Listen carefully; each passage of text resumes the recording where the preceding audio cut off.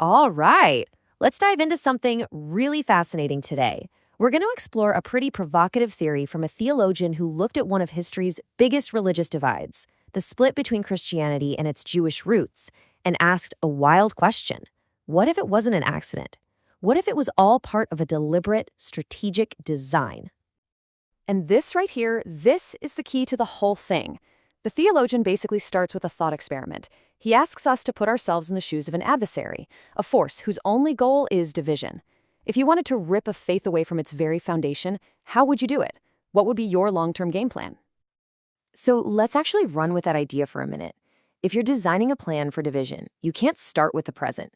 No, you have to go all the way back to the very beginning, before there was any division at all, and figure out what you could strip away. And this is the baseline, the before picture that's absolutely critical to get. The very first people who followed Jesus, Peter, John, James, all of them, they were observant Jews.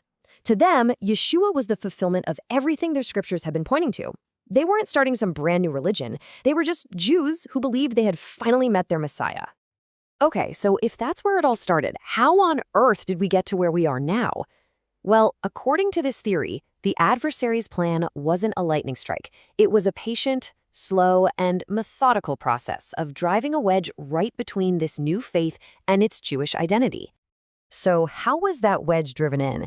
The theory says it was a slow burn. First, you wait. You let the original apostles, the ones who actually walked with Jesus, pass away. Then the real work starts. Over the next couple of centuries, new teachings start to pop up, subtly framing Jewish customs as something other, something to be avoided. Then you get the big one, 325 CE, the Council of Nicaea, where the separation becomes official, state-sponsored policy. And by the 4th century, the job's done. Now, if you're a Jewish believer following Yeshua, you're a heretic for practicing your faith the exact same way the first apostles did. I mean, just let that sink in. This isn't some fringe opinion. This is an official declaration from a major church council. The theologian called this the adversary's masterstroke. It's a formal, explicit command to sever the faith from its own people, its own calendar, its own history. The goal was to have nothing in common with the very root the whole thing grew from. And you can see the practical results right here. The biblical seventh-day Sabbath, gone, moved to Sunday. And Passover, the very feast where Jesus is understood to have become the Passover lamb, was replaced with Easter, a celebration that, according to the theologian, not only has a name with pagan origins, but is also calculated on a totally different calendar. This quote, wow, it just shows you the tragic result on the other side of that wall. After centuries of persecution, the Crusades, the Inquisition, pogroms, all done under the sign of the cross, how could the Jewish people possibly see a Messiah in the face of a religion that brought so much pain? The design created this deep, painful wound that has lasted for generations.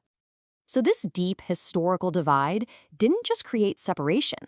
According to the theologian, it resulted in something he called a perfect, tragic symmetry of blindness, where both communities were left unable to see the full picture. And look at how this breaks down. On one side, you have the Jewish people, who hold the Torah, God's foundational instructions, but they struggle to recognize the Messiah who's been presented to them by centuries of their persecutors. And on the other side, you have the Gentile church, who holds the Messiah, but they've been taught to discard the Torah as if it's expired or irrelevant. It's like each house was left holding half of a treasure map, but neither could find the treasure alone. The theologian argues that at the very heart of this whole division is a single concept, replacement theology. It's basically the teaching that the church has taken the place of Israel, that all the promises made to the Jewish people now belong to the church instead. This idea effectively gives theological cover for the whole separation and, in a way, erases the faith's own family history. But here's the thing. The theologian points out that the Christian scriptures themselves seem to warn against this very idea. The Apostle Paul uses this metaphor of an olive tree, telling Gentile believers, hey, don't get arrogant towards the natural Jewish branches. He literally reminds them that they're a wild branch that's been grafted in and that it's the Jewish root that supports them, not the other way around. And look, this isn't just ancient history. It has a real, profound impact on people today. You have Messianic believers, that is, Jews who follow Yeshua, and Christians who embrace the Torah. And they often feel like they're in a spiritual no man's land. As the saying goes, they're too Jewish for the church and too Jesus for the synagogue. They are a living, breathing consequence of this centuries-old divide. But And this is so important. The thought experiment doesn't end with the problem.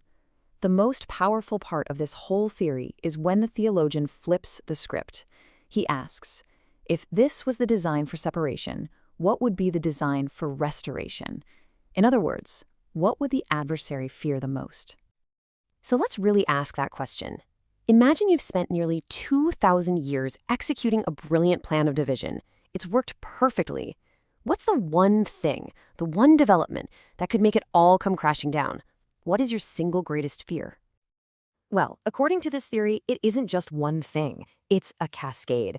The ultimate nightmare would be Gentile believers starting to rediscover their Hebrew roots. It would be Jewish people starting to ask, wait a minute, could Yeshua actually be our Messiah? The greatest fear is both sides suddenly realizing they're incomplete without the other. It's the moment the Torah and the Messiah are no longer seen as opposites, but as a unified whole. That's the moment the entire design for division just falls apart. And so the theologian doesn't end on a note of despair. He leaves us with this powerful image of hope. His conclusion is that no matter how deep the chasm is or how long it's been there, the path back to each other is always possible. The question he leaves hanging in the air for all of us is, what does it actually look like to start walking across that bridge today?